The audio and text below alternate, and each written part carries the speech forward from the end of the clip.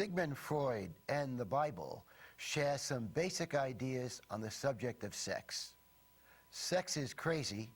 Sex is a big deal. Sex wields the power to drive people wild. This is the third in a series of programs I'm doing on values and how our values may impact on our lives. Today's program will focus on sex, specifically sexual activity, and what might be some of the advantages and disadvantages of greatly valuing sex. And as is my usual habit, I'll be focusing in on what the great thinkers in literature, philosophy, psychology, and religion have said about this. St. Paul and St. Augustine, two fathers of the Catholic Church, maintained that the body was a beast to be tamed and not a master to be served. Freud, in the 20th century, gave us a somewhat different perspective. Freud warned about the dangers of repression, of sexual repression. What does it mean to greatly value sexual activity? Well, people may disagree on the answer to that question. In the context in which I'm using it, greatly valuing sex can mean at least two things. First, sex as being very important in a monogamous relationship. And secondly, the desire for sex with different people. Again, in the context in which I'm talking about valuing sex greatly, it could mean either one of those two things. What would it mean not to value sex? Well, I think some examples of famous people in history who did not value sex would be Gandhi, for example. We know that Gandhi, at age 37, after having been married for more than 20 years, that's right, he got married at age 13, and after having 6 children, decided at age 36 to take a vow of celibacy. And as far as we know, Gandhi, from the age of 37, until he died at the age of 78, was celibate. Gandhi, in his autobiography, claimed that he was happier in that segment of his life when he was celibate than when he was having sex. It is also interesting that besides Gandhi, there are numerous other examples of people in history who found it beneficial to be celibate. Among them, Christian monks, Buddhist monks. Many of them believed that life would be more fulfilling for them if they did not have sex. They also believed, at least many of them did, that being celibate would help them to love non-exclusively, The idea being that instead of involving themselves in romantic love, in a romantic relationship, they would try to love humankind. St. Augustine and Thomas Merton, very famous 20th century Trappist monk, in their autobiographies, like Gandhi, claimed that they were happier being celibate than not being celibate. Indeed, St. Augustine and Thomas Merton point out that before becoming priests, they had had sex, and had quite a bit of sex, as a matter of fact. Indeed, St. Augustine and Thomas Merton both had illegitimate children before becoming priests. And Augustine and Merton, like Gandhi, claim that they had no regrets about becoming celibate. Indeed, that they saw so many advantages in that lifestyle. So again, I'm using Gandhi, St. Augustine, Thomas Merton, and many other Christian monks and Buddhist monks as examples of people who did not value sex, at least did not value sexual activity for themselves. In a certain sense, the most important question I'll be dealing with today is this: what might be the proper role of sex in life? And as usual, I'll present famous thinkers, and we'll try to present different viewpoints. I'll be presenting what some would consider to be conservative viewpoints on the subject of sex, and also, of course, I'll be presenting what some would consider to be liberal viewpoints on the subject of sex. And as usual, I will leave it to you, the viewer, to decide for himself or herself. Let me provide a brief overview of what some famous thinkers have said about sex. St. Paul, whom I alluded to before, said this: "The flesh lusteth contrary to the spirit, and the spirit to the flesh." Freud said this. Freud, in emphasizing the connection between sexual repression and neurosis, made this comment: "Neurotic symptoms are in their essence substitutive satisfactions for unfulfilled sexual wishes." And Epicurus, a Greek philosopher of antiquity, said this: "Sexual intercourse has never done a person good, and he or she is lucky if it has not harmed him or her." Alex Comfort, 20th century thinker on sex, who had an MD and a PhD in chemistry and who taught at Stanford University, among other places, said this. He claimed that most wars in history had been started by men who never had good sex. And Plato believed that we do our best thinking when we have the least communion with the body. Plato was a conservative on the subject of sex. Again, he believed that we become clearer thinkers if we de-emphasize sex in our lives. Psychiatrist Carl Jung, 20th century psychiatrist, gives us a different viewpoint from Plato's. Jung believed this. He said the prescription for a happy marriage is a license to be unfaithful. He also advocated legalized prostitution. Spinoza, famous Dutch philosopher of the 17th century, said this about lust. Spinoza said, "Lust is a species of madness." And Woody Allen, the comedian and movie maker, once posed the question, "Is sex dirty?" And Allen's response was this: "It is if you're doing it right."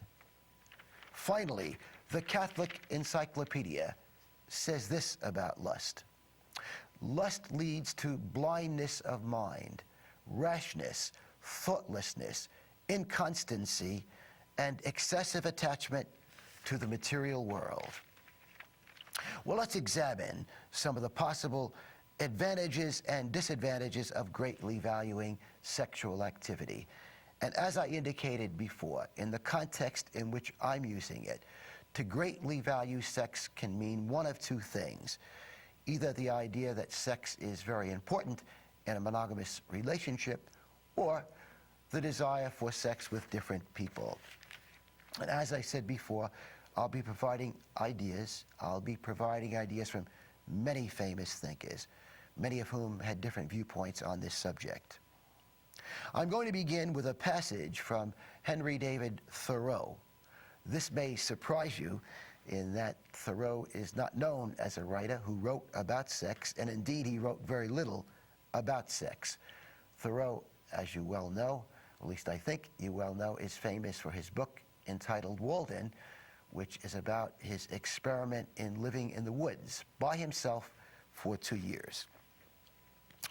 But in some other writings, indeed in his journal, Thoreau wrote this about sex, and I'm quoting him.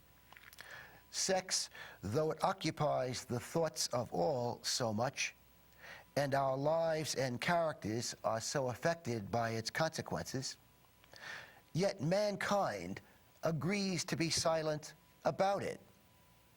I believe it is unusual for the most intimate friends to impart the pleasures and anxieties connected with this fact." So Thoreau is telling us that as he sees it, despite the idea that sex occupies the thoughts of people so much, it is unusual for even the most intimate friends to talk to each other about the pleasures and anxieties they experience concerning sex. Nietzsche, famous German philosopher of the 19th century, said this about sex. He raised the question, why is there so much guilt about sex? He pointed out that it's so rare in this world for two people to give each other pleasure. Here are his own words. one person in sex, by doing what pleases him, gives pleasure to another person. Such benevolent arrangements are not to be found so often in this world. Again, Nietzsche referring to sex between people as being a benevolent arrangement and contrasting sexual activity with the other kinds of interactions people experience in society. And he believed that it was so rare in this world for two people to give each other pleasure, and therefore he raises the question, what's wrong with sex? Nietzsche also believed that one's natural inclinations should not be associated with a bad conscience. Nietzsche, by the way, was the son of a Protestant minister, and Nietzsche criticized Christianity because he believed that Christianity had so conditioned people about sex that so often people connected sexual feelings with a bad conscience. And Nietzsche thought this was not a good idea. This was a very unhealthy way to live. A different approach to sex is provided by famous American writer John Updike, who some years ago wrote a rather famous essay on the subject of lust. And let me give you a sentence from Updike's essay, and I think this sentence in so many ways summarizes at least some of the main points of it. Updike said this: "Sex loses something when we deny its tragic underside. Sex loses something when we deny its tragic underside." The famous Russian novelist Dostoevsky addressed himself to the problems sex can cause. In The Brothers Karamazov, Dostoevsky wrote the following sentence: "A man will fall in love with a woman's body, even a part of a woman's body, and as a consequence, he'll abandon his own children and sell his wife and his parents too, and even his country, Russia." An exaggeration, perhaps, but you get the idea. Henry Adams, very famous American historian who taught at Harvard and indeed was also a graduate of Harvard University, in his very famous autobiography entitled The Education of Henry Adams, raises this question about sex. He says this: "Is managing one's sex drive a test and an assessment of one's education?" He believed it was, and he went on to say in his autobiography that he believed that his education and that of his friends failed in this respect, that they themselves did not manage their sex drives very well, despite their Harvard education. Which raises this question: is the sex drive so powerful that even a Harvard education is not of much help in dealing with it? Freud, on the subject of sex, said that the sex drive in its mature form is an achievement.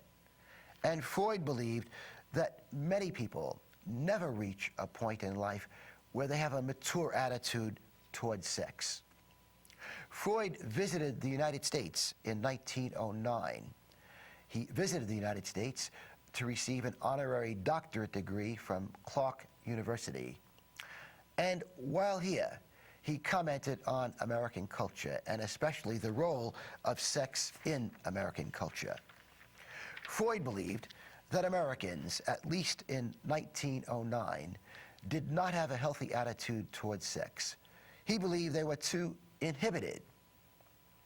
I suspect that if Freud were to visit the United States today, my guess is he would also find that Americans today don't have a mature attitude towards sex, but for a different reason. Freud believed that as important as sex is in life, it's not the end-all and be-all of living.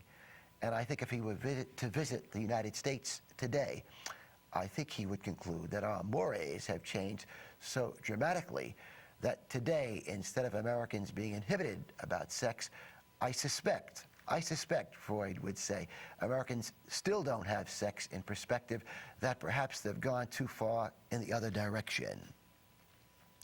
Freud believed that much more than a good sex life is needed to live a fulfilling life. Indeed, Freud commented that the wise people, the wise thinkers in all generations have commented that it's not a good idea to make sexual activity the main focal point of one's life, the main source of happiness in one's life. Indeed, Freud himself, as liberal as he was on the subject of sex, as far as we know, lived a very conventional sex life.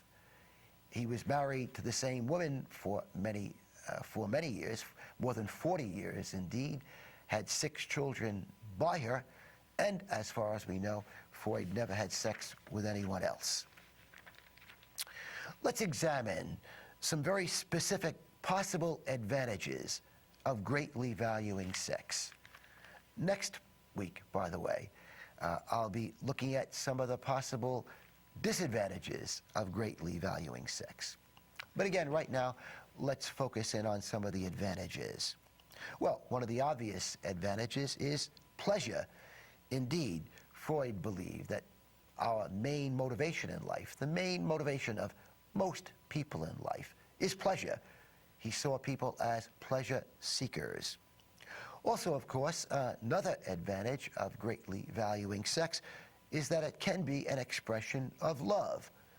All of the great religions talk about sex in this context, that it can be a fine expression of love. And of course, sex can also produce children, and that can be another advantage of greatly valuing sex. And also, sexual activity can provide a release of tension, and some thinkers have said that this release of tension can lead to better mental health. Let me zero in on Freud for a few minutes. After all, it's really impossible, I think, to give a good overview of some of the possible advantages of greatly valuing sex without talking about Freud. Freud believed there was a connection between neurosis, that is, mental disorders, and sex. Freud believed that neuroses were caused by the conflicts going on in people between their sexual impulses and their repression of their sexual impulses. Let me give you Freud's own words. These come from his autobiography, a book I highly recommend. Freud said this: "My investigation of the precipitating and underlying causes of the neurosis led me more and more frequently to conflicts between the subject's sexual impulses and his or her resistances to sexuality." Freud, writing in 1908 on the subject of sex and morality, said that a too restrictive morality makes people neurotic. And Freud was highly critical of the sexual morality in Austria, where he lived, and in other European countries at the time. Again, he claimed that society was too restrictive. He pointed out that he believed that it was wrong for society to restrict sex to marriage.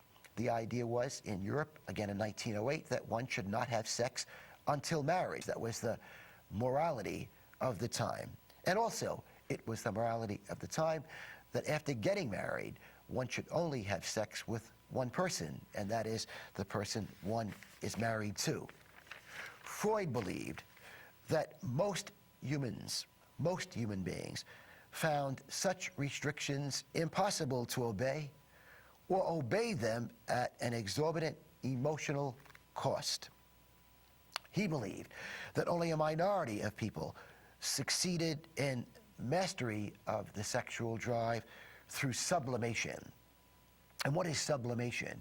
When I say that Freud believed only a small minority of people were able to successfully sublimate their sex drive. Well, by sublimation, Freud meant the idea of channeling one's sexual energy into other areas. In other words, channeling one's sexual energies away from sex. Instead of using one's sexual energy to have sex, one would use that energy in one's job, in one's family life, in some other way. And Freud believed we all need, to a certain degree, to sublimate. But Freud believed that when he was alive, most people did not have the ability to sublimate to the degree to which society wanted them to engage in sublimation. Freud also believed that one of the results of people repressing their sex drive too much was nervousness. And Freud believed that, again, one of the penalties people pay for a too restrictive sex life is nervousness. At least, he said, some people will suffer from nervousness as a consequence of that. Freud advocated more liberal laws concerning divorce and homosexuality. Freud believed, for example, that homosexuality should be decriminalized. Remember, he was writing in the first half of the 20th century when more than a few countries had laws making homosexuality a criminal offense. And Freud thought this was nonsense. Indeed, in a very famous letter he wrote in 1935, Freud said that homosexuality is no sin, it's no crime, it's nothing to be ashamed of. I must also mention, again, that while Freud was very liberal on the subject of sex, he did not believe that sex was the main cause of happiness in life. Freud believed it was possible to have a good sex life and still not be very happy. In other words, Freud believed that a good sex life was just one of many factors in living a fulfilling life. Freud also believed that our sexual desires could never be completely satisfied. The idea is, Freud believed that we all have to live with a certain degree of sexual frustration. Freud, like Aristotle, believed that our desires for pleasure are insatiable. So again, Freud is a liberal, but not so liberal that he believed that sex is the be-all and end-all of life.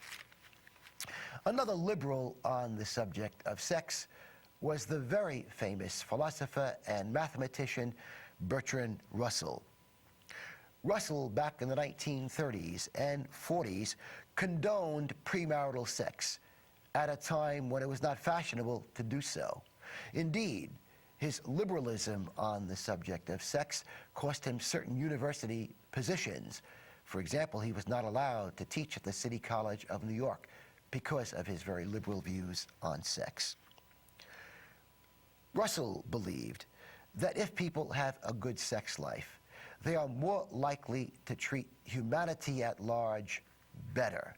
In other words, Russell believed if people have a good sex life, they're more likely to be kinder towards other people. He also believed that if people have a good sex life, they're less likely to be envious. Russell believed that sexual envy was even more common than professional envy. What do you think? Another 20th century thinker with, again, a very liberal, some would say radical attitude towards the subject of sex was MD, PhD Alex Comfort. I mentioned earlier in the program he had a PhD in biochemistry. He was also a poet, by the way, and he wrote more than 51 books. But this famous professor who taught at Stanford and the University of California, among other places, this very famous professor made more money and became more famous because of the one book he wrote on sex, a book entitled The Joy of Sex, which became a bestseller in 1972.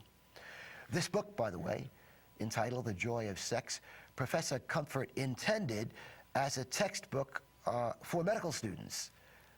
And even though he did not intend that it become a book that the masses of people would delight in reading, it did have that consequence. Alex Comfort believed that sex was critically important in life. Indeed, he said that most wars, he believed, had been started by men who never had good sex. And he went on to say that things like the American involvement in Vietnam might be the result of uninteresting sex.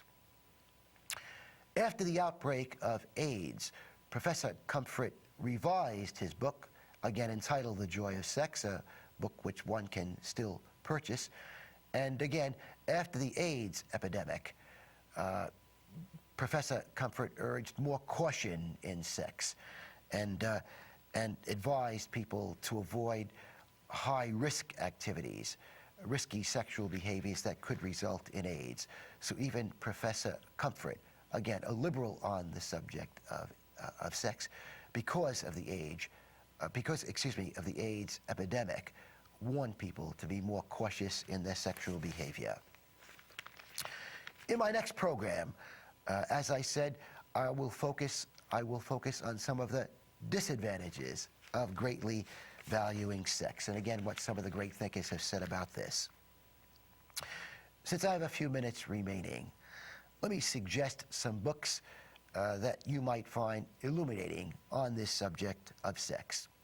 And I'll be recommending some books by liberals and some books by conservatives. Again, when I use those terms, liberals and conservatives, I'm restricting them to sex and not to politics in general.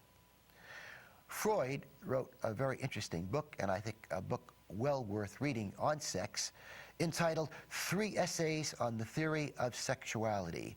It's a pretty easy book to read, by the way, if you want to find out what Freud believed about sex. Again, 3 Essays on the Theory of Sexuality. Also, you might want to read his autobiography, a very short book, in which, again, he talks a lot about his beliefs concerning sex. Another liberal was Nietzsche, the German philosopher, and again, if you want to read a book by him, which in part is devoted to the subject of sex, I recommend his book entitled Beyond Good and Evil.